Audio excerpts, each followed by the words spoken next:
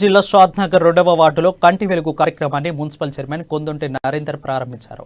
రాష్ట్రంలోని పేదలందరికీ ఉచితంగా కంటి వెలుగు కార్యక్రమం ద్వారా కళ్లద్దాలు అందిస్తున్నామన్నారు. రాష్ట్రంలో కంటి చూపు సమస్యలతో బాధపడుతున్న ప్రజలకు వైద్య సేవలు అందించేందుకు ఈ పథకం రూపుదిద్దుకుందని మున్సిపల్ కౌన్సిలర్ పావలి నర్సింహులు ముదిరాజ్ చెప్పారు. ప్రజలకు కంటి వెలుగు నిర్వహించి కళ్లద్దాలు అవసరమైతే వారికి శస్త్రచికిత్సలు మందులు అందజేస్తామన్నారు.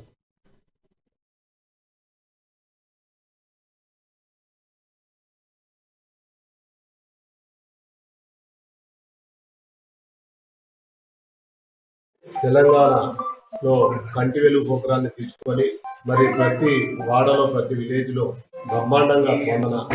ప్రతి ఒక్కరు కూడా అన్నను చెకప్ చేయించుకొని ఎన్నో రోజుల నుంచి పెండింగ్ ఉన్న ప్రతి ఒక్కరు కూడా వృద్ధులు మంచి వాళ్ళు కూడా, ఎందుకంటే ఒక్కొక్క సెంటర్లో 1000 పైన కూడా ఆ కాళ్ళకి సంబంధించిన అందరూ కూడా ఈ కంటి వెలుగు కార్యక్రమంలో పాల్గొని మరి అందరూ కూడా చెకప్ చేసుకోవడం చాలా సంతోషం.